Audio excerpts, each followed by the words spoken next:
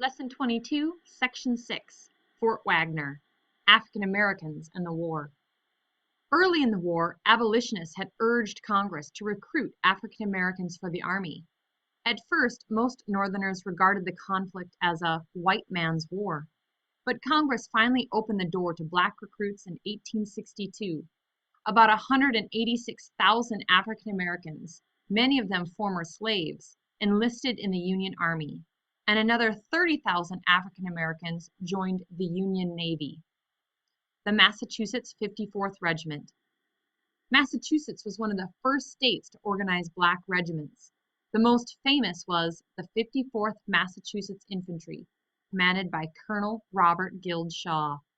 Two of the 54th Infantry's 1,000 soldiers were sons of Frederick Douglass. The men of the Massachusetts 54th were paid less than white soldiers. When the black soldiers learned this, they protested the unequal treatment by refusing to accept any pay at all. In a letter to Lincoln, Corporal James Henry Gooding asked, "Are we soldiers or are we laborers? We have done a soldier's duty. Why can't we have a soldier's pay?" At Lincoln's urging, Congress finally granted black soldiers equal pay. After 3 months of training, the Massachusetts 54th was sent to South Carolina to participate in an attack on Fort Wagner outside of Charleston.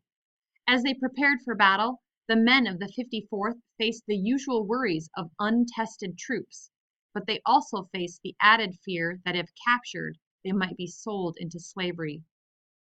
African Americans at war. The assault on Fort Wagner was an impossible mission.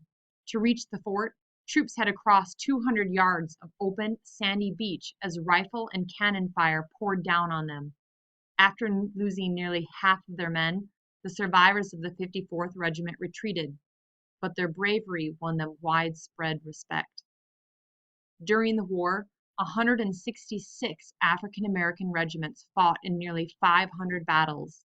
In addition to initially receiving less pay than white soldiers, black soldiers often received little training and poor equipment. They also risked death or enslavement if captured. Still, African Americans fought with great courage to save the Union.